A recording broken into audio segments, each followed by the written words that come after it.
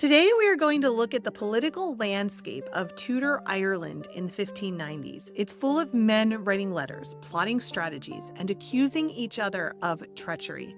But tucked inside that storm is a story that everybody at the time was talking about, usually with outrage or disbelief. The moment when Mabel Bagenal, the youngest daughter of a powerful English military family, decided that she was done being managed. She walked away from her brother's control and married Hugh O'Neill, the Earl of Tyrone, one of the most influential Gaelic lords in Ireland. It wasn't a quiet decision. It shocked her family. It irritated the government in Dublin, and it added fresh fuel to the tensions that were already close to exploding. The more you look at the sources, the clearer it becomes that Mabel wasn't confused or manipulated. She made a deliberate choice, and it impacted lives far beyond her own short life. Settle in, get cozy, grab a drink, because today we are talking about a woman who wasn't going to be managed by the men around her, Mabel Bagenal.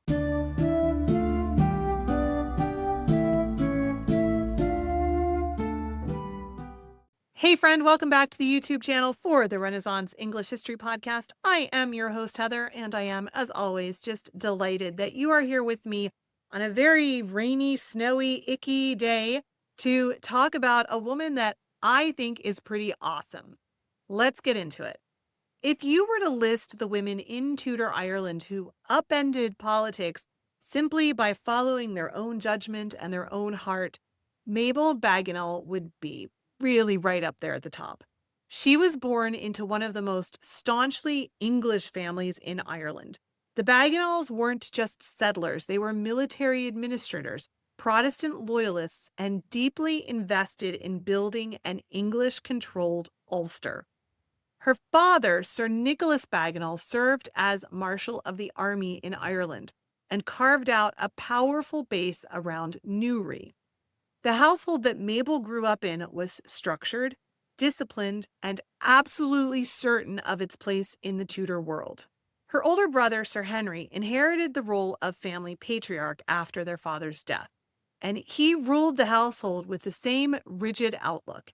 Henry was the type of man who wrote letters dripping with indignation whenever anything happened that he didn't personally approve. And nothing would make his blood pressure spike more than the idea of his sister marrying the most influential Gaelic lord in Ireland. Enter Hugh O'Neill, Earl of Tyrone. By the early 1590s, he was in his 40s, politically sharp, able to charm English officials and Irish chieftains in equal measure. He had been fostered among English families as a teenager, so he understood the culture that Mabel grew up in. He was widowed, he had children, and he was, by any standard, far too complicated a match for the daughter of an English Protestant military dynasty. But Mabel met him while staying at the household of Sir William Warren, a captain in the English service who was friendly with O'Neill. Warren's house acted as a kind of neutral zone where Gaelic and English elites could interact without the rigid etiquette of Dublin Castle or the politics of Ulster. Somewhere in that setting, Mabel and Hugh formed a connection. Now, when Henry Bagenal found out, he was not too happy. He actually reacted as if the sky was falling. He wrote to London claiming that O'Neill had stolen Mabel and bewitched her and corrupted her judgment and taken advantage of her youth. These letters actually reveal far more about Henry's temperament than about anything that Mabel actually did. She wasn't a sheltered, confused girl swept up by a schemer. She knew exactly what she wanted. And in 1591, she walked out of her brother's tightly controlled orbit and married Hugh O'Neill in a Catholic ceremony at Drumcondra, without Henry's permission, blessing, or even his knowledge. It was one of the most politically explosive marriages in late Tudor Ireland. After the wedding in 1591, Mabel entered a world completely unlike the one that she grew up in. Dungannon, O'Neill's main seat in Tyrone, was a powerful Gaelic lordship centered on kinship, hospitality, and alliances that were woven through marriage and fostering. To English officials, it was a place that they described as wild. or they also described it as barbarous. But these phrases were, of course, more propaganda than fact. Mabel stepped into a household that operated with its own long-established rhythms, and she adapted to it quickly enough to frustrate her brother even further. Contemporary English letters complain bitterly that Mabel had gone over to her husband's religion and customs. Whether she fully converted to Catholicism or simply lived within the household's faith isn't clear, but the complaints themselves tell us that she wasn't resisting the culture around her. She was supporting her husband and building her life in Ulster. That, more than anything, enraged her brother Henry. A sister who married without his approval was one thing. A sister who willingly embraced her husband's world was a direct blow to the family's standing. We catch glimpses of Mabel trying to mediate between the two men. Henry refused to acknowledge the marriage, refused to visit, and refused to accept Hugh's legitimacy as a brother-in-law. O'Neill, for all of his political maneuvering, seems to have wanted some degree of reconciliation, if only to quiet the English suspicion that he was busy plotting something. But Henry stonewalled every attempt, and Mabel ended up stuck in the middle. Her isolation deepened as tensions in Ireland worsened. By the mid-1590s, the 9 Years' War was beginning to take shape. The English government increasingly treated O'Neill as a potential rebel. The Bagenals painted him as dangerous, deceitful, and power-hungry. And Mabel, an English gentlewoman who had crossed the line and married into one of the most powerful Gaelic dynasties in Ulster, found herself without allies on either side.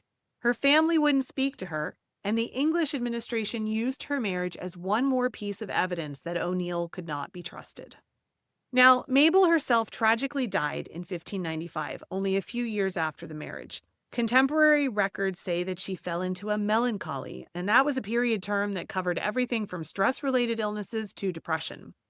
There's no indication that Hugh mistreated her. Those rumors came entirely from Henry, who wasn't exactly an unbiased witness. What does seem clear is that the pressure surrounding her life was actually really overwhelming to her. Her death left Hugh O'Neill genuinely shaken, and it removed one of the only personal bridges between him and the English administration. The feud between O'Neill and Henry Bagenal only intensified from that point, contributing to the conflicts that sparked the full eruption of the 9 Years' War.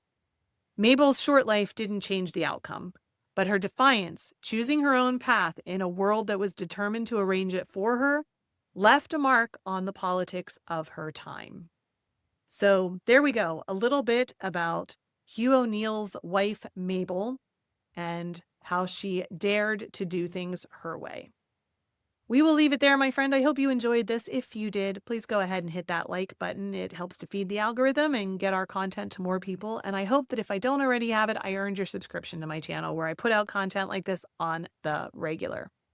Now, if you want to keep learning about the English in Ireland, I did a whole episode on that a couple of years ago. Here's the link to that, or here's a link to a video that YouTube thinks you will like. Thanks so much for watching. Remember, you are deeply loved. I am so glad we share the planet with each other. You make the world a better place, and I'm grateful we got to spend this time together today. I'll be back very soon. In the meantime, don't forget to drink your water, friend. Bye-bye.